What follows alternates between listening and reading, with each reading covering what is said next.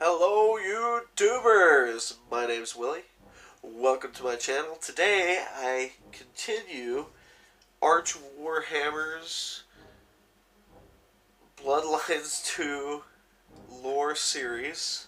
This is the Malkavian uh, reaction request 178.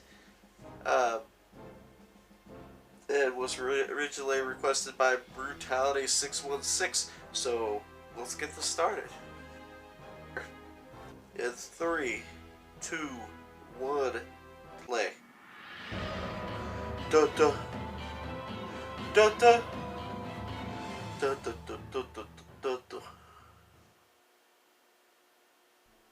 Malkavians.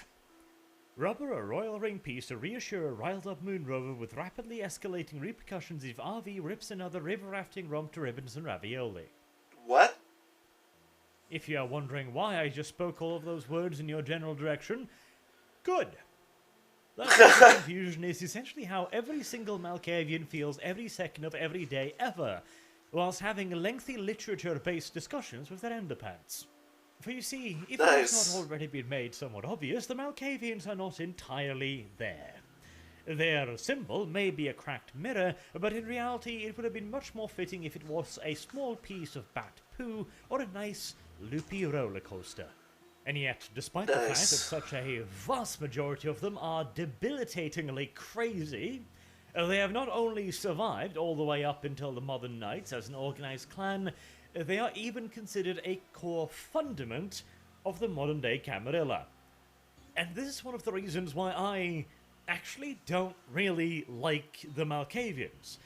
And misunderstand me correctly here, I love the idea of a Malkavian.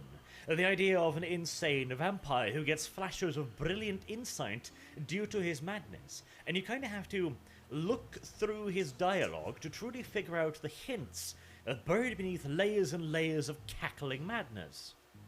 And it can provide some very, very interesting plot points, like in Masquerade, for example, mind the spoilers, where as a Malkavian you instantly realize that the taxi driver is far more than he seems, but it's still delivered in a somewhat subtle-ish fashion that requires a certain degree of understanding of the universe to truly understand it. I adore that. I find it really interesting, and from a writing perspective, it could be a possible goldmine.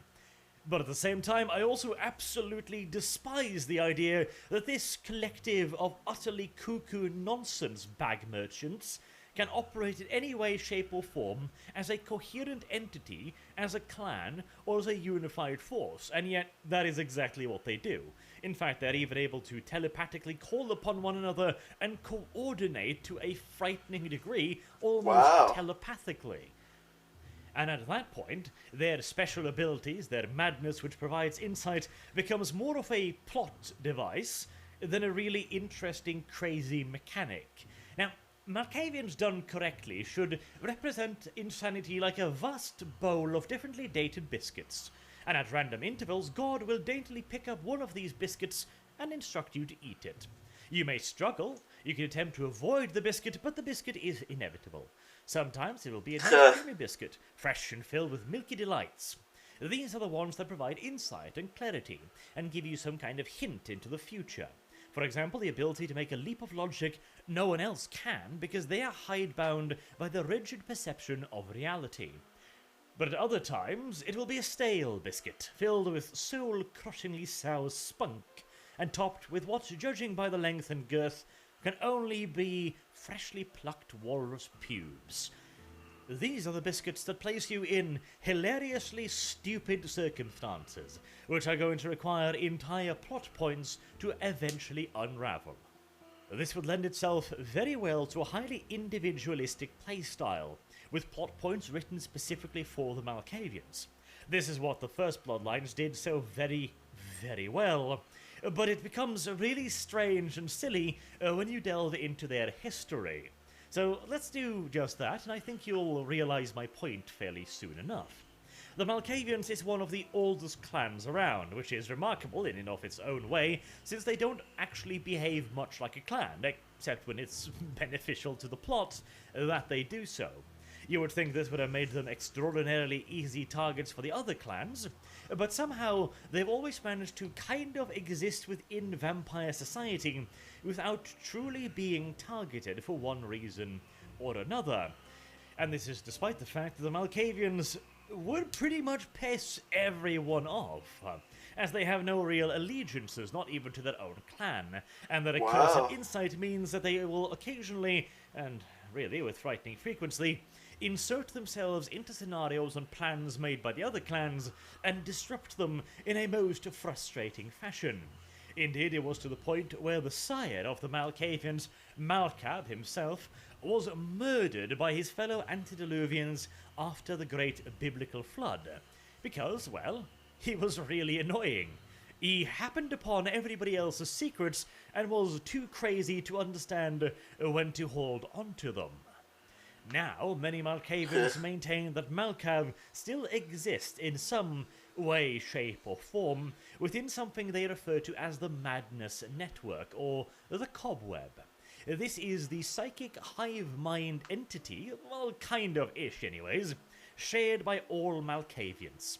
It is a form of information gathering network in which all manners of information is stored, the collective knowledge and wisdom of the entire clan, some would say, whilst others would claim that instead it is a means through which Malkav speaks to his children and imparts information and knowledge to them which there should be absolutely no real way for them to know, which certainly would explain some things, definitely.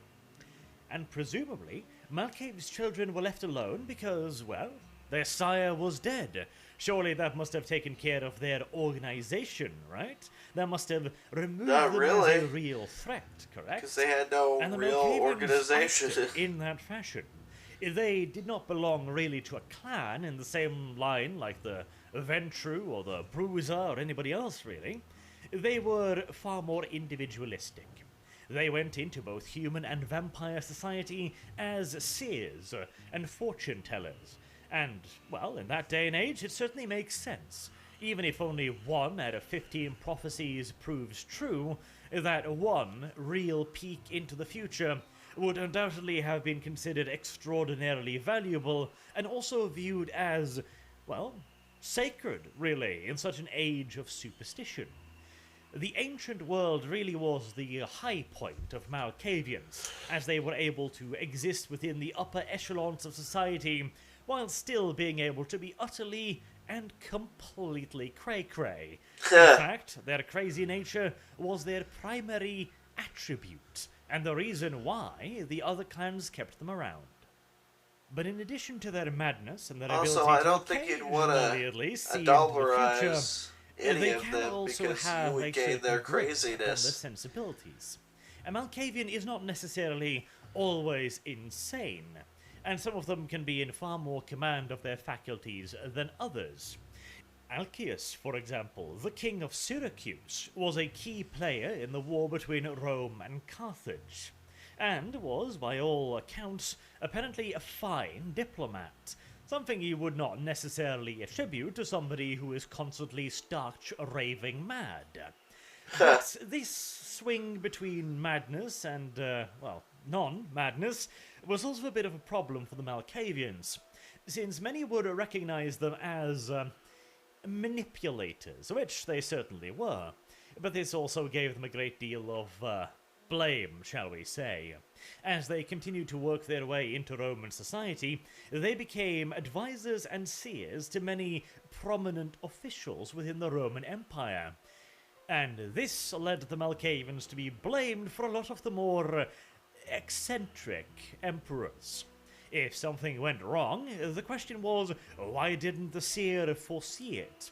And if the new emperor turned out to be a bit on the wacky side himself, could that possibly be the influence of the Malkavians? And so as the years went by, the Malkavians ended up being blamed for, well, basically everything. And that, unsurprisingly, eventually turned into a bit of a problem.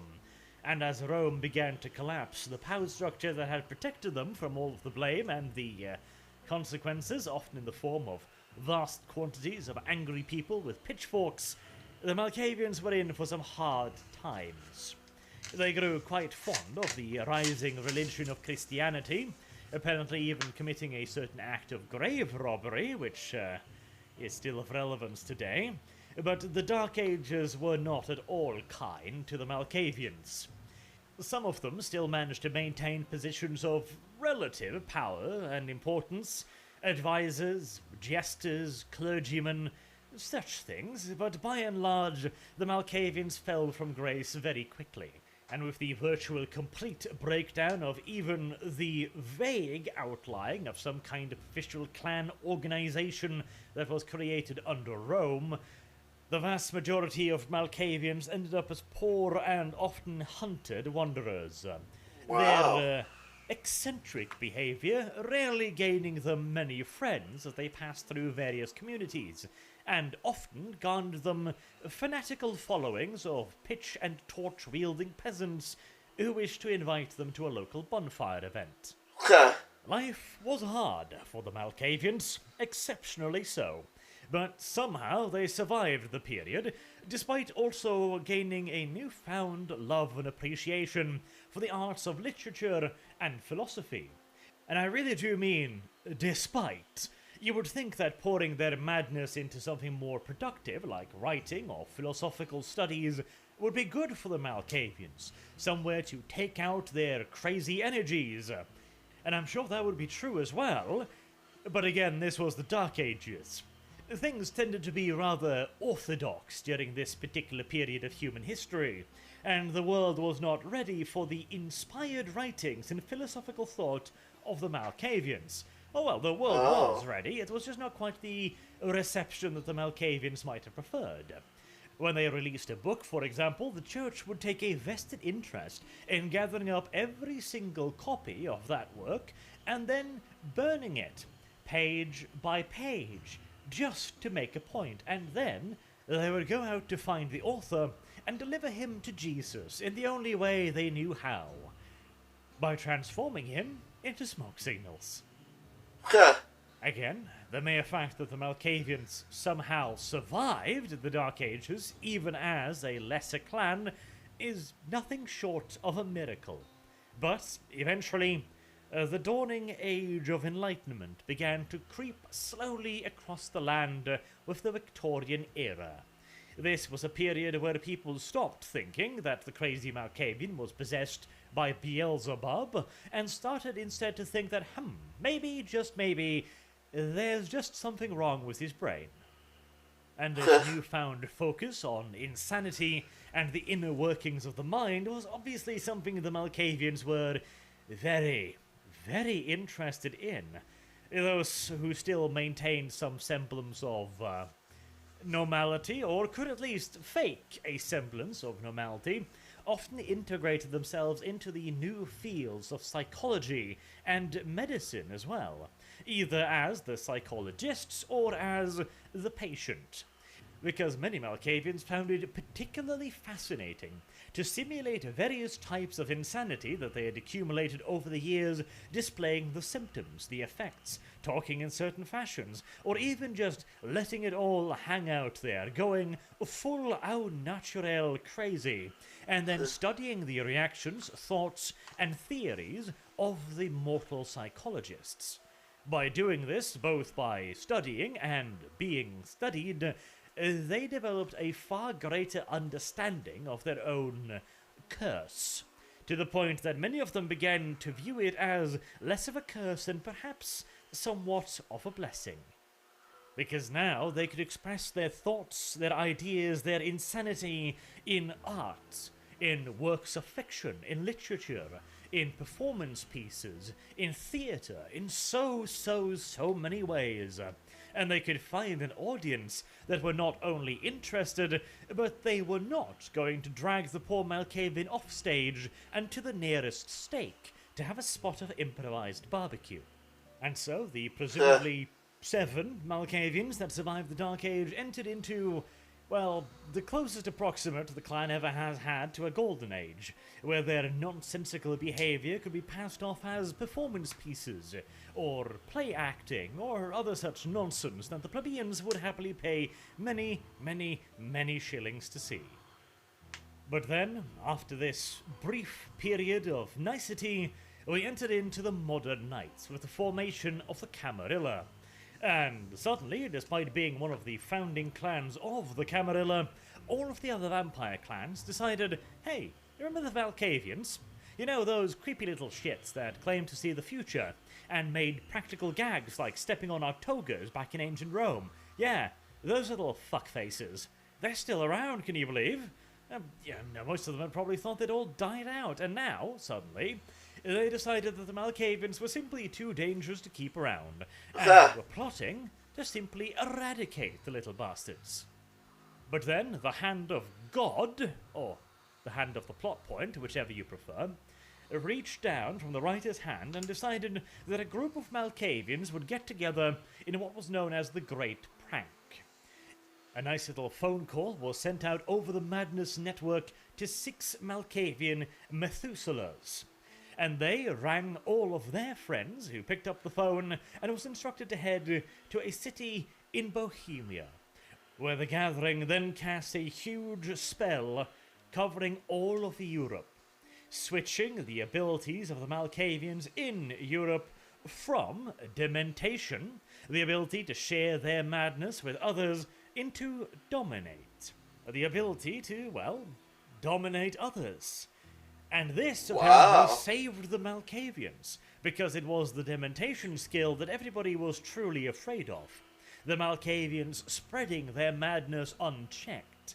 It had been, a thing previously, with clans claiming the Malkavians infected certain Roman emperors and other important persons throughout history, but it seems a bit forced that the Malkavians were suddenly on the edge of extinction because of it, and that the Malkavians would simply just kind of happen across the solution.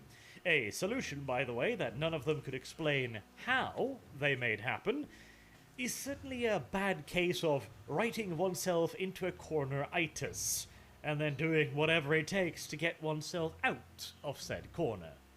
And due to the Great Prank, the Malkavians inside of the Camarilla are far more subdued.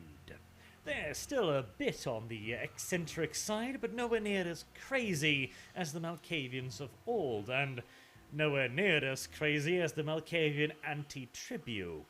Essentially, the entirety of the Malkavian clan was split in the middle, between those who stayed within the Camarilla as dominate Malkavians, who eventually regained their powers later on, again, due to a piece of shoddy writing, whilst the Malkavian anti-tribu are of course the ones primarily associated with the Sabbat, standing in opposition to the Camarilla. A rather twisted group, that one, that view themselves in a position of constant warfare. And they, therefore, use their madness not necessarily just as an aspect of their personality, but also as a weapon, honing it, focusing it, understanding it, and figuring out how to transmit it to others in ways that would be beneficial for their own goals. And of course, there is also a Muslim version of the Malkavians, because every clan needs a Muslim version, for some reason. And in the case of the Bayat Majun, I imagine they would not be particularly popular amongst the other Islamic groups either, since they are of the opinion that Muhammad was not the last prophet. He was a prophet amongst the living, but there would be another one coming from amongst their kind. And they almost go so far as to consider themselves, each and every one of them, as prophets. At the very least, the insight they gain are hints from that prophet or prophecy, as if they are, as a clan, heralding the coming of the truly final prophet. An interpretation that I am sure makes them, as mentioned, very, very popular in the Islamic world. But far more interesting are the Anarchy. Now, these ones are Malkavians that more properly embrace their madness. They are of the opinion that yes, their clan truly are prophets, but they require a medium through which to predict the future. And that medium just happens to be the flesh, blood, and entrails of other creatures. And clearly, there's something to it, as they are able to scry far more reliably and accurately than the Malkavians, although whether or not this has anything to do with their performance of a Harusfex, or if it's simply just that the Malkavians require a focus to truly scry, well, that is open to interpretation, although of course the Anarchy would tell you quite stridently that no. The entrails of the bunny rabbit most definitively presage the coming of the end times. And so we find the Malkavians in the final night somewhat scattered, disunited, and still crazy, and I still don't know why precisely they're around except for a plot point that turns them into less of a threat to all of the other vampires, who therefore decided to simply just leave them alone. Despite the fact that they apparently have the ability to change an entire clan's dominant feature. Oh yes, why? Why would this be a problem? I'm sure the Malkavians will get on wonderfully for now. At least until another major religion takes place and they start getting burnt again. So, Malkavians. The Malkavians the Malkavians are the kind of characters that should not exist in an organized fashion. The Malkavians should not be presented as a clan or having a unified goal, but they are and they aren't. Basically, whenever the Malkavians get together to do something, it's always because of some mystifistical fuck you call from the great beyond that pulls them together and they do a thing for no other reason than because, well, you do that thing. This kind of leads credence to the idea that their sire is still in existence within the cobweb, but it also lends credence to the idea that it's just really shitty writing. And the Malkavians shine when they are allowed to stand by themselves, when the insanity becomes their defining character trait, how they deal with it, how they interact with it, how they view the world in new and interesting ways. That is what makes Malkavians interesting. That's what makes them fun to play and why you should try them out, but it also makes them extraordinarily challenging to write, as you basically have to write an entirely second story for the Malkavians, something that Vampire Bloodlines did fairly well with the occasional derp, but even then, you need to really get across their insanity, and not just the insanity as well, because occasionally they will get a flash of brilliance that none of the other characters will have. And that brilliance is entirely incidental. It is due to the fact that they view the world in a different way. They are not as bound by a rigid interpretation of reality, and so they can view a puzzle and spot a solution that would be very difficult for somebody else to spot because the solution goes against their worldview. I mean, a Malkavian should essentially have an ability to figure out a puzzle almost instantaneously, and then give you a hint as to the solution of that puzzle inside of the dialogue. And the dialogue should still, however, look crazy. They are very difficult to get right, kind of like the Ventru in that fashion. The Ventru can be incredibly interesting if written correctly, and incredibly boring and two-bit villainy if written incorrectly. The Malkavians as well can be much like that. They could simply just be a crazy preacher that, due to writing, gets things correct, which is just boring, or they could be a really interesting multi-layered being, where there are various little pieces in the dialogue that hints at certain effects here and there that eventually come to be true, and inevitably so, partially perhaps even due to that information. For example, let's say that during a random piece of ranting and raving, your Malkavian suddenly breaks into a full song and dance about how pulling red levers is what's going to save a life, how red levers is love, humanity, etc., etc. And then, like 2 chapters later, in an entirely incongruous fashion, you are in an area with several levers, one of which is red, and pulling the red lever, well, that'll basically solve the problem you have in front of you. That is how I would like to see Malkavians done. And also why I despise their writing, because their entire history is basically, oh yeah, during Rome they were really influential, but mainly because they were cray-cray. Then during the Middle Ages they The were Romans hunted were basically to cray-cray. extermination, and yet they still lived to be a founding member of the Camarilla. And the other vampires didn't seem to mind. Until eventually they go, hey, those guys are kind of annoying, aren't they? First and foremost, they're dangerous because they literally spread insanity, and secondly, they're also really, really, really frustrating, sticking their dirty little noses in all kinds of things they shouldn't know about. And decide to eradicate them before the Malkavians, through a piece of plot convenience, fix the problem, and all of the other vampires just kind of shrug and get along with business. And yes, I know I'm somewhat oversimplifying here, but once you break it down, that's basically what happened, which annoys me. Like, the Malkavians shouldn't be a clan. The Malkavians should not have the clan idea. They should be presented in a different fashion to the other clans. At least, that's how I would view them. Still, if they are written correctly, they would be a very, very interesting path to play as, which is why I'm very happy to see them included. And apparently, this is the last clan included in the base game of Bloodlines 2. The last announcement, at least I've been told that, which is a little sad. I was hoping for Nosferatu or Tsimish or something a little bit, a little bit crazy, because so far they've all been kinda standards. The Malkavians are a nod towards the crazy, but, well, it is a resounding endorsement of the World of Darkness that the Malkavians are only cray-cray on the inside, whilst they are far more batty creatures hiding in the shadows of the World of Darkness. Anywho, until next time, I've been Arch. Thank you all very much for listening, and I hope to see you all again soon. Until then, have a good day. You too. Well, that was interesting, to say the least.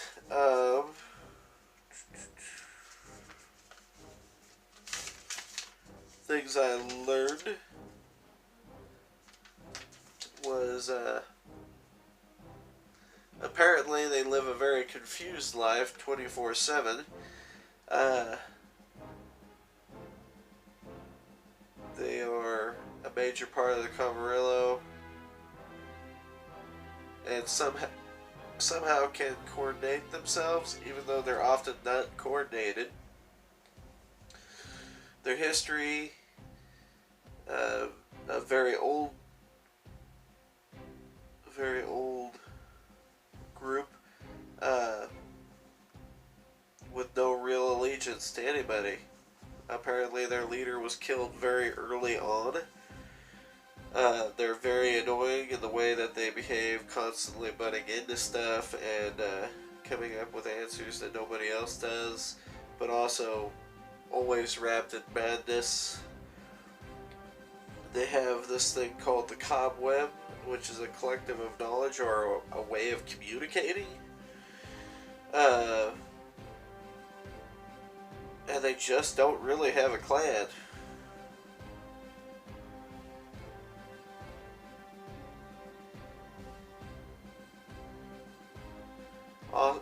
When they were considered quite valuable, they were hiding themselves as seers and fortune tellers.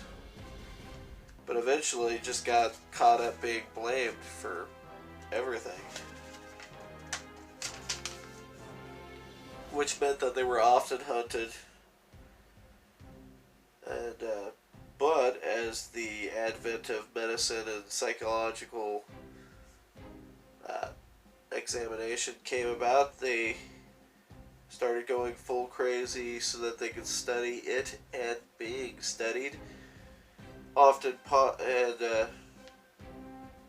Eventually during this time they could do things that it would often pass as a form of art or entertainment. When the Camarilla came around, after its start and after being contributed to being one of the pillars of it, they started plotting to kill them because, hey, they're annoying and they potentially spread madness. So what they do? They gathered and they spread madness out of nowhere to save themselves, which created a dominant form of themselves versus the Sabbat, which was constant, which was often in a constant state of war, using themselves as weapons. The Anarchy themselves would focus their energies, often through gruesome things,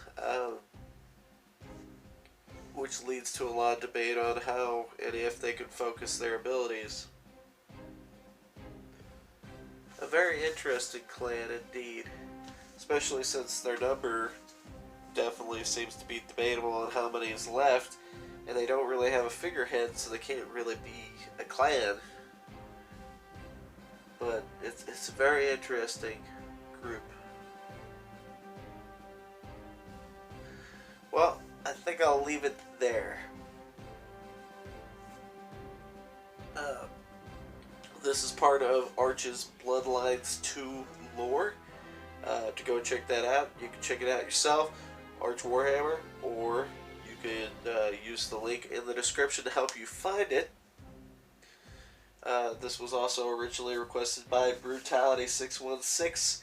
Thank you, Brutality, for suggesting it. It has been quite entertaining. Yeah, I think I'll leave it at that. Willie, out. If you liked the video, stay tuned for more content. And as always, feel free to leave a comment. Have a good one. Let us die to make men free.